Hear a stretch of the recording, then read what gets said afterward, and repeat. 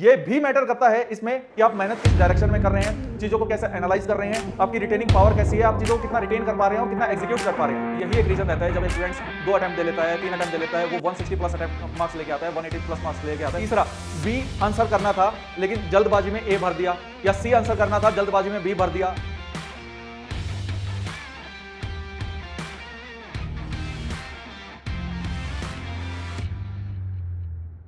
जय हिंद everyone and welcome back to AVKS academy. मैं नवीन शौकत एक बार फिर से स्वागत करता हूं एवीकेएस के इस प्लेटफॉर्म पे। लास्ट 2 वीडियोस में हमने डिस्कस किया था और 40 day strategy and also we have discussed how this month is the hell month for us. क्या चीजें आपको करनी है, क्या चीजें नहीं करनी है, सारी चीजों को डिटेल में डिस्कस किया था। साथ ही में मैंने एक प्रॉमिस भी किया था कि अब से आप लोगों की मेंटोरिंग की जिम्मेदारी मेरी है। अब से हर एक वो वीडियो बनाऊंगा जो आपके मार्क्स में ग्रोथ लेके आएगी और this is the first step towards this promise. इस वीडियो में हम ये डिस्कस करेंगे, अगर आप 140 से बिलो स्कोर कर रहे हैं, 80 मार्क्स, 90 मार्क्स, 100 मार्क्स, आप किस स्लैब में हैं, वेरियस स्लैब्स है मार्क्स की, आप किस स्लैब में एट प्रेजेंट हैं और कैसे उसमें ग्रो कर सकते हैं। उसके लिए we have to identify our type of error, जिसमें हम 3 टाइप ऑफ एरर्स को डिटेल में डिस्कस करेंगे।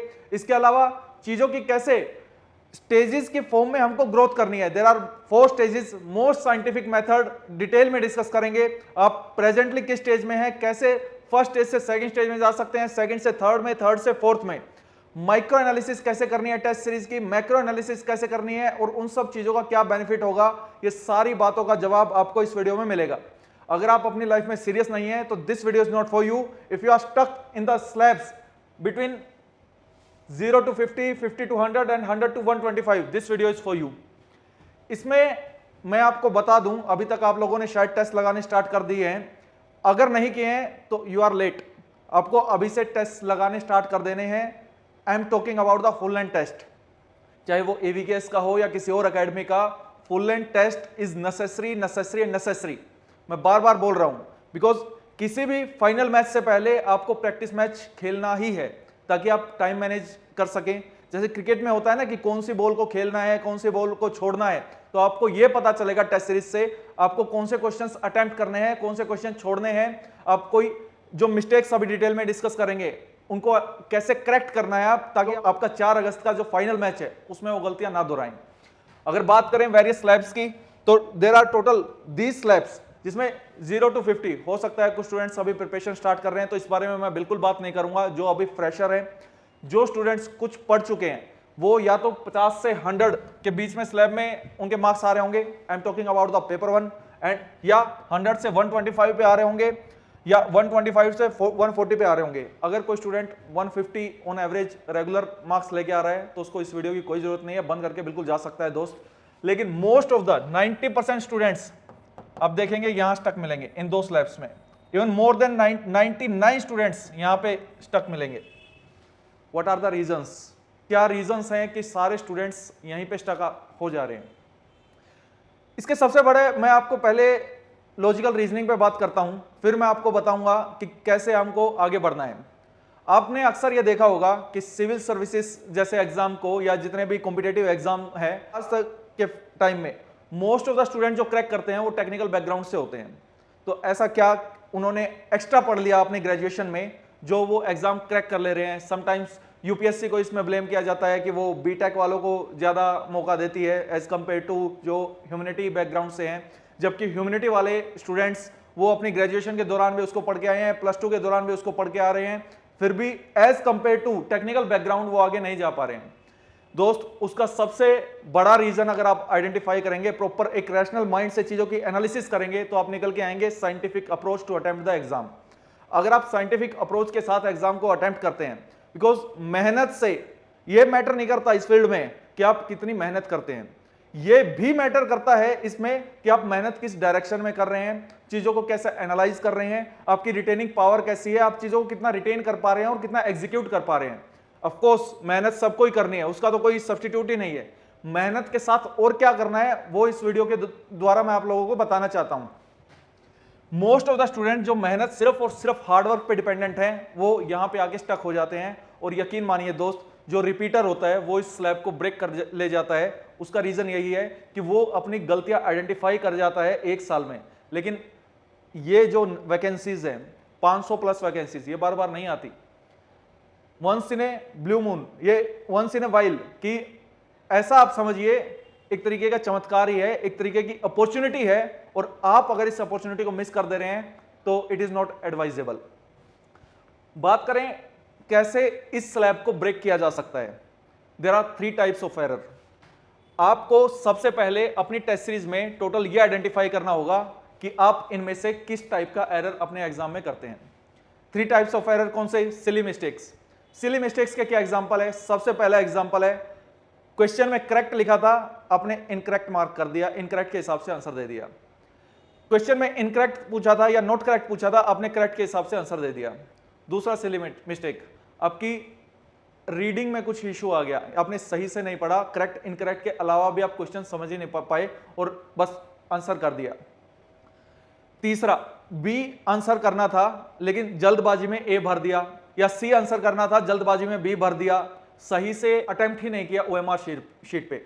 या एक सिली मिस्टेक्स, आप ओएमआर शीट में भरना ही भूल गए, आपने पेपर पे तो टिक मार्क कर लिया लेकिन ओएमआर शीट पे भरना ही भूल गए। These are the silly mistakes and इनकी कोई माफी नहीं है दोस्त, इन द कॉम्पिटिटिव फील्ड आज के समय में तो बिल्कुल नहीं है।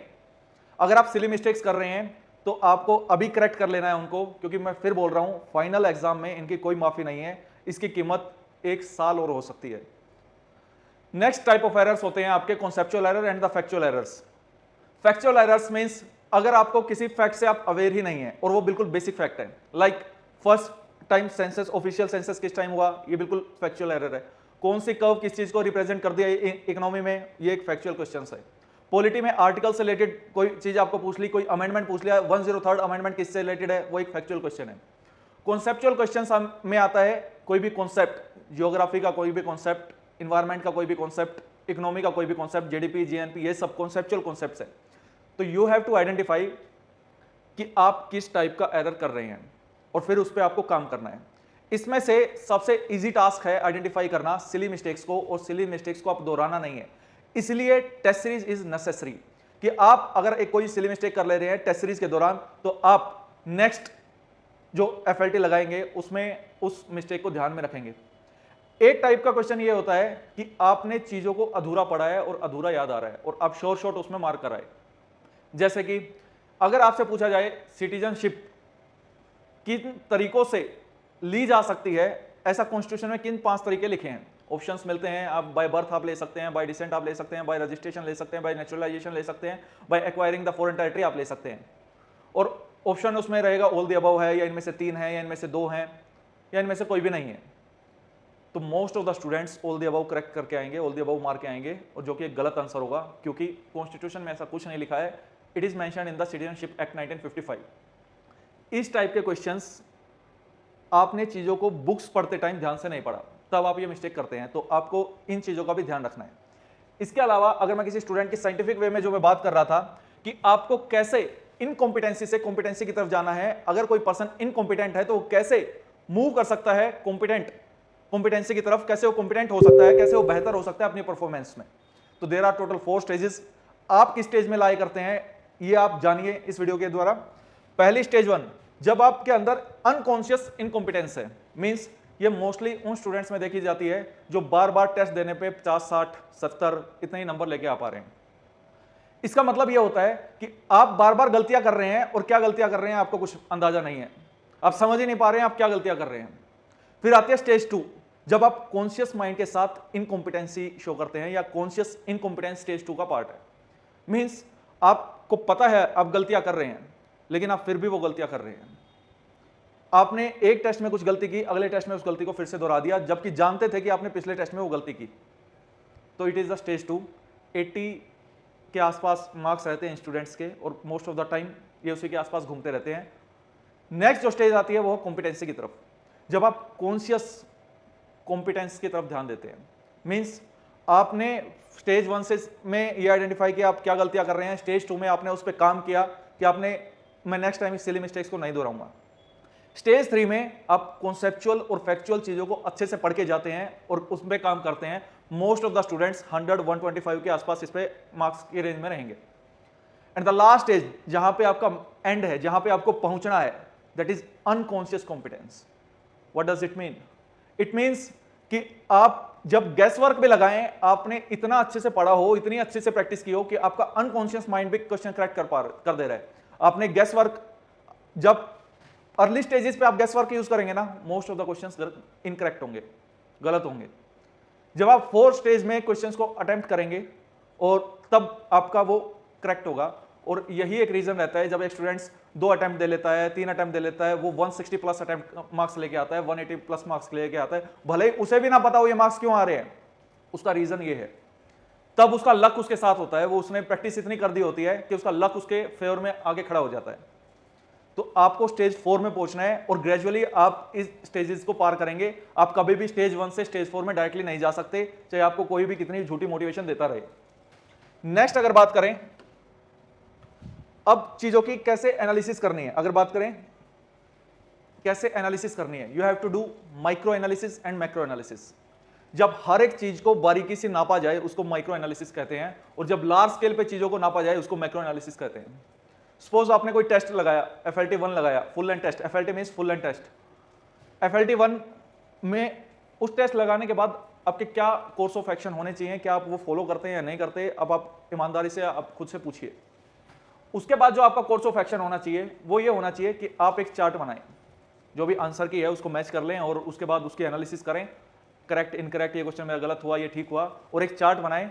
चार्ट आपको सब्जेक्ट वाइज चार्ट बनाना है। सब्जेक्ट वाइज मींस पॉलिटी के उस फुल एंड टेस्ट में कितने क्वेश्चंस थे, आपने कितने अटेम्प्ट किए, उसमें से आप कितने करेक्ट कर पाए और कितने इनकरेक्ट हुए। This is the subject wise analysis, this is the micro analysis. ऐसे ही आप पॉलिटी का, हिस्ट्री का, ज्योग्राफी का, और हिस्ट्री में भी डिविजनल पार्ट्स में एंशिएंट का, मॉडर्न का, मिडिवल का, आर्ट एंड कल्चर का, अदर साइंस में भी फिजिक्स का, केमिस्ट्री का, बायो का, यू हैव टू आइडेंटिफाई। यहां से आपको यह पता चलेगा कि आप किस सब्जेक्ट में एरिया ऑफ इंप्रूवमेंट कितना है, आप किस सब्जेक्ट में कितने क्वेश्चंस बढ़ा सकते हैं। सपोज आप पॉलिटी में 10 क्वेश्चंस अटेम्प्ट करते हैं, 8 करेक्ट है, 2 इनकरेक्ट है, और किसी एक सब्जेक्ट में 10 क्वेश्चन आए हैं और आपने 8 अटेम्प्ट किए हैं और वहां पे 6 गलत कर दिए हैं, मींस आपको अपनी एनर्जी पॉलिटी पे लगाने की नीड नहीं है, उस दैट पर्टिकुलर सब्जेक्ट पे लगाने की नीड है। ये आप कैसे आइडेंटिफाई कर पाएंगे कि एक फुल एंड टेस्ट के बाद आपको कौन सा सब्जेक्ट पढ़ना है नेक्स्ट फुल एंड टेस्ट आने से पहले, और फिर उसके बाद कौन सा पढ़ना है, उसके बाद कौन सा पढ़ना है। This is the micro analysis. And what about the macro analysis? Macro analysis में आपको ओवरऑल आइडेंटिफाई करना है for all the complete FLT, means total number of questions 125, आपने कितने अटेम्प्ट किए, 80, 90, 100, कितने, 110, उसमें से करेक्ट कितने हैं और इनकरेक्ट कितने हैं और कितने नॉन अटेम्प्टेड हैं, वो ऑटोमेटिक आ जाएगा। हर एक FLT का कंपैरेटिव चार्ट होना चाहिए ताकि आप ये आइडेंटिफाई करें कि मैं इसमें ग्रेजुअली ग्रो कर रहा हूं या इसमें ग्रो नहीं कर पा रहा हूं, ताकि आप उस पर टाइम लगा सकें। इनकरेक्ट पे भी फिर से आपको माइक्रो एनालिसिस पे जाना है, and this is the scientific way कि micro analysis, macro analysis, micro analysis, कि आप फिर से इनकरेक्ट में ये आइडेंटिफाई कर रहे हैं कि वो जो इनकरेक्ट हुए हैं वो किस मिस्टेक से हुए हैं, either it is silly mistake, it is conceptual mistake, और इट इज फैक्चुअल मिस्टेक। अगर वो फैक्चुअल मिस्टेक है तो लूसेंट पढ़ो दोस्त, अगर कॉन्सेप्चुअल मिस्टेक है तो वीडियो देखो उसकी, या NCERT बुक फॉलो करो, या जो भी स्टैंडर्ड बुक है जो आपके नोट्स हैं वो फॉलो करो, जिस भी टीचर से आप पढ़े हो उसकी हेल्प लो।